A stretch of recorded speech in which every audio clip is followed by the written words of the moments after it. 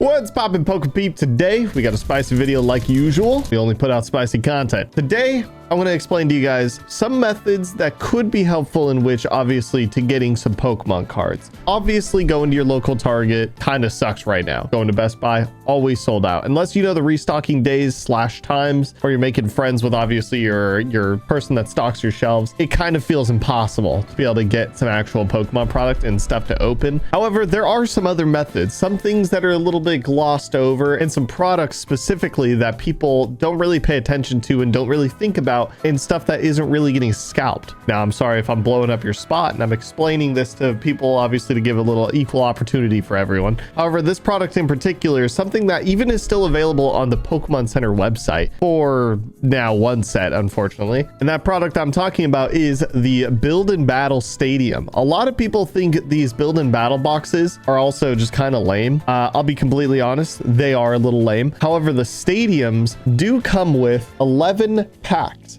Now, if you're getting a Sword and Shield era one, I believe they normally come with 12. I don't know why in Scarlet Violet they decided on 11.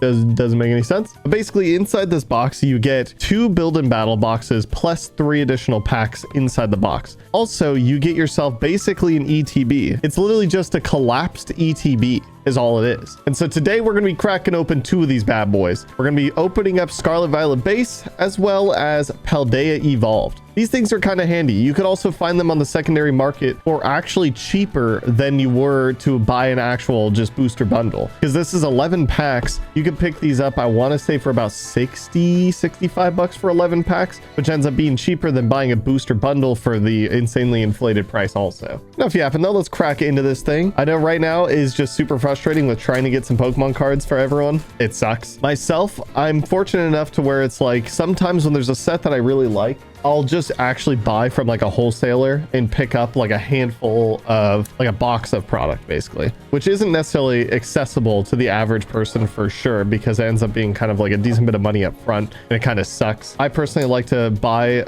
from wholesalers because it obviously makes it a little bit easier for having enough products to be able to open for fun, but also some products to obviously keep sealed in a sealed collection, which is also enjoyable. Obviously different collectors have different opinions. Some, I know people are losing their minds right now. They're like, if you have sealed product in a collection, that means you're a scalper. But people are just actually upset and can't get product, and so that's just making them say the most random stuff online. So the other thing about the Build and Battle stadiums is that you get Build and Battle boxes, which obviously have these stamped cards that are technically actual Black Star promos as well. So that one we got the Hawlucha, and then this box we got the Quaquaval.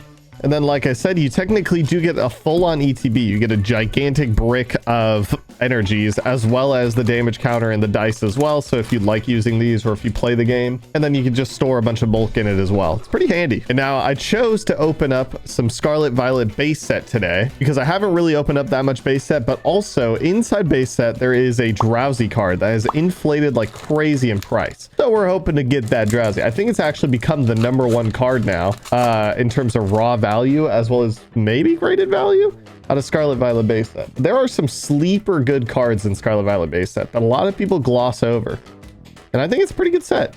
It's a set that I glossed over, that's for sure. I never really cared too much about it, but it's like looking at the illustration rares, some of them are pretty solid. Ooh, Zangoose. Sneakily, one of my favorite Pokemon. I actually like Zangoose a lot. I believe I started my love for him in Ruby and Sapphire, I want to say, is when he was in the game. No first pack magic though, obviously that sucks. Let's see about second pack magic, and then third, and then fourth, and then we get magical packs all the way throughout the opening. Ooh, big old dent on that Toad School, but that's okay because it's just a Toad School.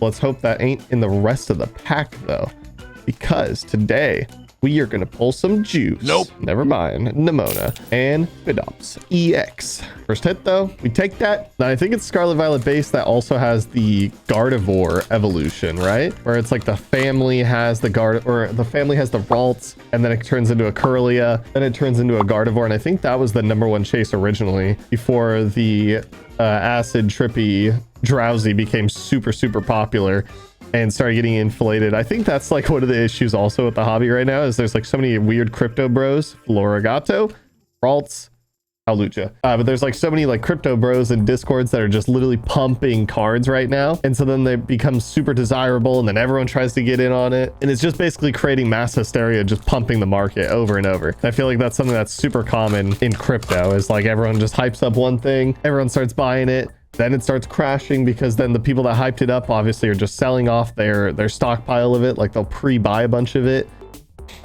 Obviously it's market manipulation and it's messed up. However, some cards are actually cool though, and some cards are desirable. Defiance Band, Professor's Research. So far this ain't going too well though. But not all cards obviously end up coming to a crash. Some of them actually stay on the high because they're actually cool cards and they people have that epiphany moment. Like I believe the Magikarp out of Paldea Evolved, which we'll be opening up next, is one of those cards that sat at a pretty low price for a really long time. Then everyone all of a sudden were like, yo, that card's fire. And then it became super popular. Pokeball, Miraidon. I personally love the card, the Magikarp that is. The Drowsy is all right. I don't mind the Drowsy. I do kind of like those trippy illustration kind of drawings. I forget the name of the artist, but that's basically the artist, all that artist does for Pokemon cards is always just drawn crazy trippy cards. Every single one of them. And so then now there's becoming a huge, like there's always been a fan base for those cards, but now there's a huge craze for those cards. And I wouldn't mind pulling it. Reap, Professor's Research again. I can't avoid this chick. I don't want a professor. Please, no. So far though, only one hit. Not good. We're hoping to get at least a little something else out of this. Come on now, please. Pineco, Little, Miriam, Lucario, Rock Chest Plate, Professor's Research again, Olive, Poundstone. Oh, these Professor Researches need to get out of here. I quite literally do not want any of them. Ooh, also coming up in later this month is going to also be Journey Together, guys. Did any of you guys get lucky enough to get any pre-orders for Journey Together? I feel like the Pokemon Center pre-order was pretty long. The initial pre-order drop, that is. Then they did a second pre-order. Torkoal, Chansey. I do feel like they had a pretty long pre-order the first time around, and then they did like a weird second pre-order drop out of nowhere for ETBs, and that one was super short-lived. That one came and went real quick. I think the pre-orders originally started in December too. I feel like pre-orders are so far in advance for every set. Like the Team Rocket set, I forgot, it's like Destined Rivals is gonna be the name of it. Almo, Meowscarada. We're going through it right now. But Destined Rivals, I think pre-order is going to open like next month after Journey Together drops, I swear. They're always so far in advance where you always just kind of forget about it. Or unless obviously there's a lot of stuff that's leaked. Because like there's obviously a lot of stuff that's leaked coming up for Journey Together as well. That looks really good. At first I was like kind of hesitant because the set seemed a little bit too lame. But now the cards that are getting leaked look really good. Energy Search and Cyclizar. Last pack Magic. Do we get more than just one EX out of this box? I feel like I'm getting shafted right now. We ain't getting nothing out of this Build Battle Stadium. I'm about to be like, guys, don't buy this anymore. Don't even bother. It's sneaky and no one buys it for a reason, and that's because it sucks. Unfortunate. Energy Search, Penny, Medicham, Quaxwell, Slowpoke, Smoliv, Meowscarada. We actually got one EX out of all of them pack. Oh my glob. But that's okay because today we're going fishing. We are gonna get that Magikarp, baby. I'm confident. I have pulled it once. It was out of an ETB. Well, I didn't really pull it. It was like during the ETB battle with my wife and she pulled it. So we know who won. Me. I got the card. Before you call me a bully and say that I took the card from her. No. Okay. She just doesn't like the card. She don't like Magikarp like that. That's fine. That's fine. If it ain't a Pikachu or an Evolution, she don't want it. I'm okay with that. Just like Sprigatito a lot. Pokemon knows what they're doing when it comes to the wives. They be making all the Pokemon that they want. Making it for the boys to get product a little easier without getting yelled at. You know the rules though. We got our 11 packs. And then of course we'll look at the promos, which we got a Tinkaton promo. That one's actually kind of nice. And a Murkrow promo. Now let's start busting into these packs here. Let's see what we can get. Like I said, going fishing. We want the Magikarp. These packs feel very fragile, flimsy, and not really holding together well. And that makes me nervous. I'm not gonna lie. Something about that feeling that just feels unsettling to someone opening Pokemon cards. Always the fear that you're never gonna have anything, or like the fear of it being, ooh, Ooh, Flamigo illustration rare. Let's go. First pack magic. Yeah, what I was gonna say though is it feels like the fear of like, oh, it's resealed, even though it's not, you know. But that's a real nice pull. Put it up on the shelf where it's nice and safe for now. I mean, if I'm gonna pick one or the other to get hits out of, you know, I absolutely will take Paldea Evolved over Scarlet Violet Bay. So if the pulls want to start coming through now, then hey, I'll take it. That's for sure. I ain't gonna complain, baby. Let's get some pulls out of Paldea Evolved. There's a lot of good gas out of here. More than anything, the Magikarp, please. Dang.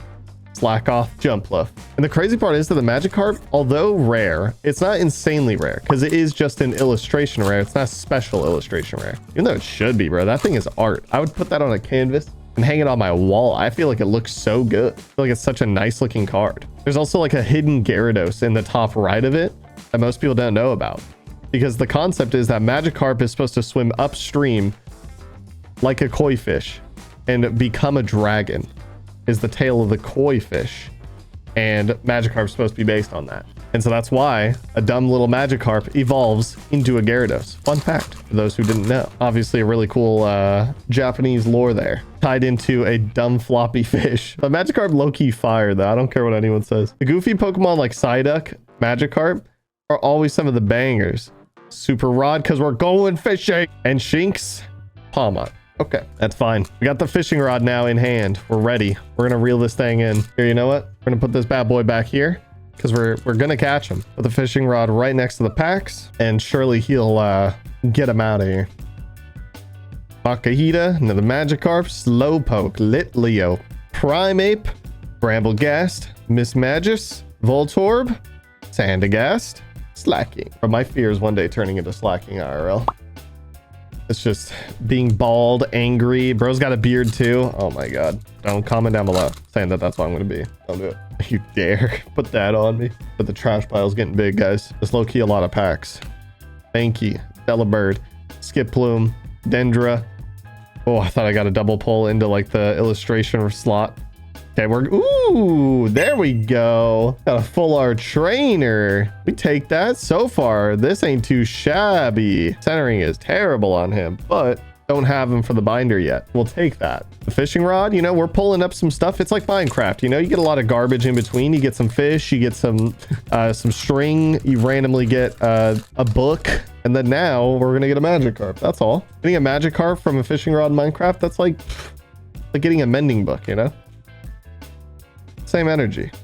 We're just gonna fish him up real quick. Magikarp Reverso into, oh, not a Magikarp illustration rare, but the Magikarp keeps coming out though, the regular one. He's telling me we're fishing. We're just fishing up the wrong one. That's all it is. I'm hoping that we fish up the right one this time. Please, baby. Higher energy. Another super rod. This one's not hollow though, so we're not putting them out.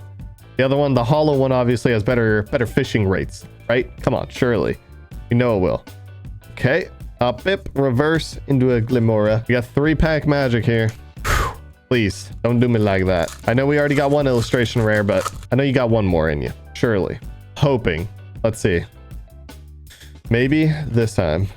Dunsparce, Hoppip, Wooper, Sugaro, Zweilous, Delivery Drone, Wasteland, Aoyama. This ain't looking good anymore. Now my hopes and dreams are plummeting. They're not looking good anymore. The more you start running out of packs, the odds are going down and reality setting in. The post-pack clarity is hitting. But so will the Magikarp. It will also be hitting, surely. Dunsparce, Rookidee reverse, Bramblin reverse, Jumpluff. Okay, right here. Right now, this is it. Last pack magic. Hit the Snorlax for good luck. Rub it on the belly because that's how that works. Surely it'll be the Buddha belly, and we'll get something out of this now. Hoping. Oh, little teaser, little sneak peek. We got something in the back, but I don't think it's a Magikarp, unless of course my eyes are deceiving me. Florigato into. Nope. Not a Magikarp into Squawkabilly EX. Okay, well, technically we got 3 hits out of that. In total, we got 3 hits out of that box. 1 illustration rare, 1 full art trainer, and the Squawkabilly EX. Why couldn't you be a a floppy fish. Either way, hope this obviously helps you guys out with being able to keep your eyes out for product, because I feel like a lot of people don't know that the Build Battle Stadiums actually have as many packs in them as they do. And it creates a little bit more opportunity for people to be able to get some packs. Regardless, if you guys enjoyed the video, make sure you guys smash that like button, hit subscribe, join the Paul GG army, and I will see you guys in the next one.